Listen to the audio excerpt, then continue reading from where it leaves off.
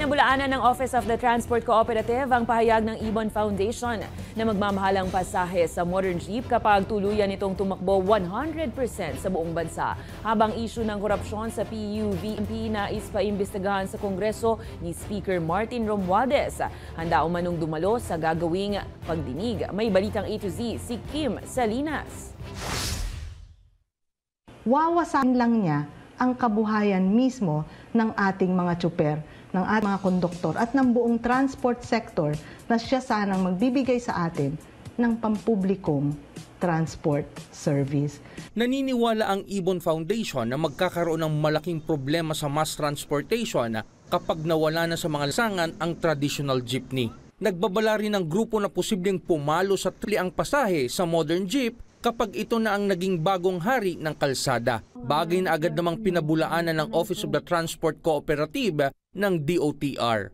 Projected 50 pesos minimum fare, mahirap pong paniwalaan, wala pong basis, and it is wrong to say something na medyo nakakatakot po kung wala po tayong basis. And it is unfair po sa ating riding public. Ipinaliwanag pa ni Transport Co-op Chairman Andy Ortega na simula 2017, 2 pesos lamang ang diferensya ng pamasahe sa traditional at modern jeep. After 6 years, ang traditional jeep po natin, minimum fare up to now is 13 pesos.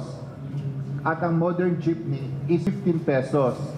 So based on 6 years, the difference of the traditional jeep and the modern jeep is still 2 pesos. Halo naman ang opinyon dito ng publiko sa posibleng taas pasahe sa modernized na jeepney. May posible po kasi yung dati pong jeeps mababa kasi wala pong aircon yun. Yung bago po ngayon is may aircon.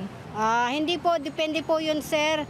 Siguro kapag tumaas ang gasolina, tataas ang pamasahe. Pero pag babaan naman siguro, sir. Una na rin iginiit ng Land Transportation and Franchising Regulatory Board na nakadepende ang taas pasahe lagi sa presyo ng petrolyo sa pandaigdigang merkado. Samantala, nakipagpulong ngayon sa pamunuan ng LTFRB ang Transport Group na akto, hiling nila mapagbigang makasama ang halos 100 sa kanilang mga miyembro na hindi nakaabot sa deadline ng consolidation. Makikiusap po kami ulit na maisama po sila. Sana, hopefully, mabigyan po kami ng pagkakataon na mahila po namin sila kung papayagan. Sa akin, mga 15% na naniwala po kay Manuela na walang magiging consolidation. Hindi matatapos, kumbaga hindi mag-e-end ang consolidation natin. Yun nga lang, ayon sa LTFRB, kung hindi po kayo nag-consolidate, hindi na po kayo bibigyan ng confirmation, so hindi ka na rin po marerehistro as public utility vehicle. Sakaling hindi mapagbigyan ng hiling ng akto, ipapasok niya na lamang bilang driver ng kanilang kooperatiba ang mga naturang operator.